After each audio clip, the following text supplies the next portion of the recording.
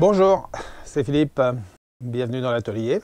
Je vous retrouve encore une fois ici. Il fait froid dehors, mais ça va, moi dans mon atelier il fait pas mauvais, il est en sous-sol, donc il fait 15 degrés à peu près. Donc je vais pouvoir travailler. Alors c'est pas un gros projet que je vais faire dans cette vidéo là, toujours pas, j'ai plein de gros projets en attente, mais ça viendra, ça viendra. J'ai un petit cadeau à faire, et pour ce petit cadeau j'ai trouvé ça.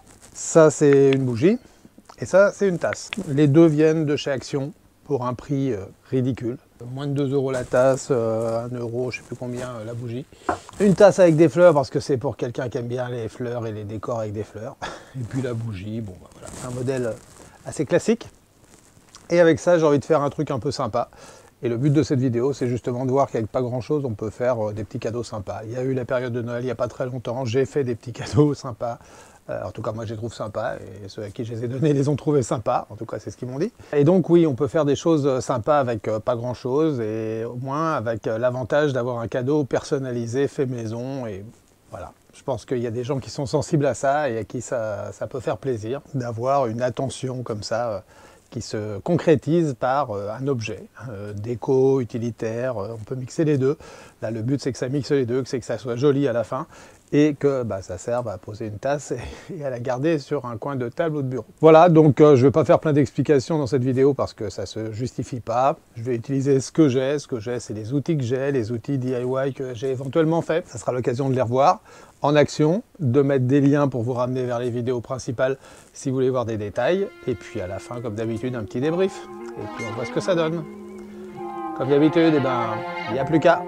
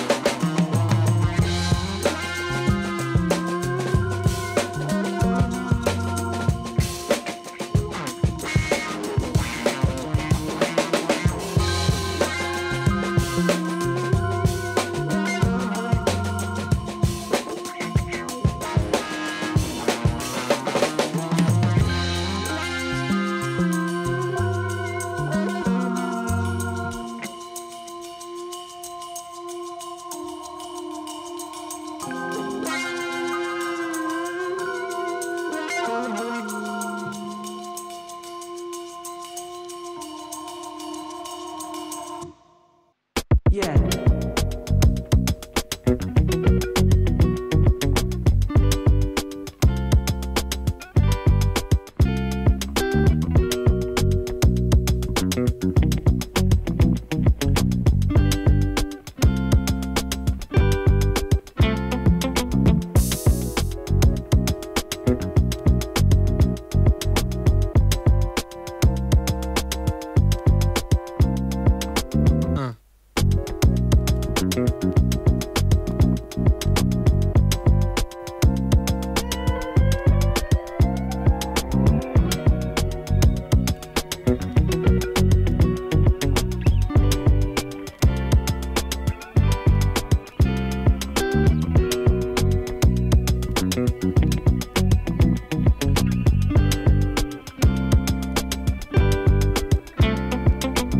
No.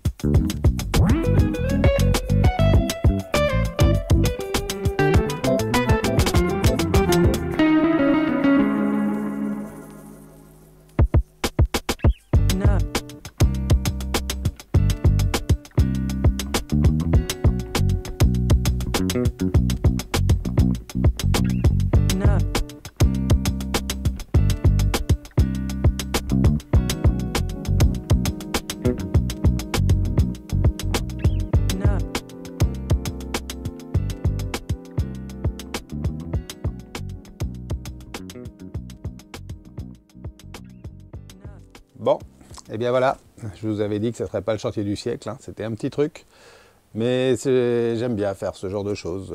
Voilà, ça me permet de passer du temps dans mon atelier, de faire quelque chose pour quelqu'un que j'apprécie, évidemment, sans ça on ne le fait pas, hein.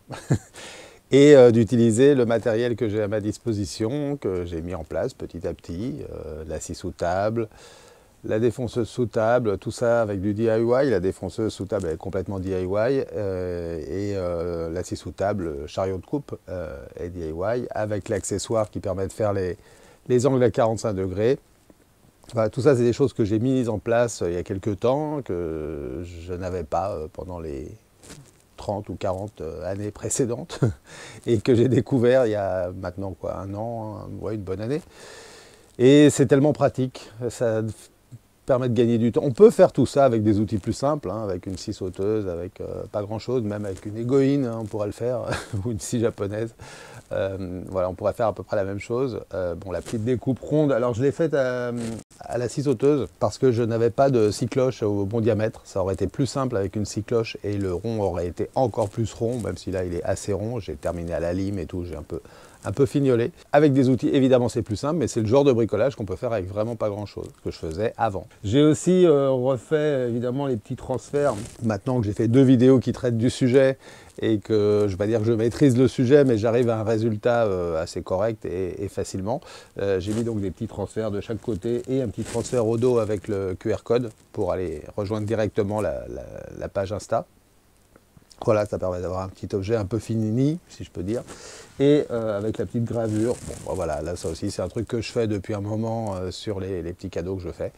Une petite plaque marquée fil à l'atelier, bah oui, j'ai une chaîne, donc voilà, ce nom existe maintenant et il a du sens si je le mets sur les objets que je fais dans l'atelier de fil. Voilà, ça me paraît juste normal. C'est pas de la mégalo, c'est pas plus que ça, c'est juste le petit détail qui personnalise un peu plus. Voilà, j'espère que ça aura intéressé certaines personnes, tout en restant modeste sur ce résultat, mais je pense que ça fait un petit objet sympa. Comme je le disais dans l'introduction, j'ai utilisé au moins 6 ou 7 fois le mot sympa, vous ne m'en voudrez pas. Parce que voilà, il n'y a rien de plus que ça, un objet pour faire plaisir. Voilà, j'espère que vous reviendrez pour d'autres vidéos et puis on parlera sûrement outillage bientôt, puisque la scie sauteuse que j'ai utilisée un tout petit peu ici, bah, je vais la découvrir un peu plus. Je l'ai acquise récemment et il y a de quoi faire des choses intéressantes avec. Voilà, à bientôt. Salut!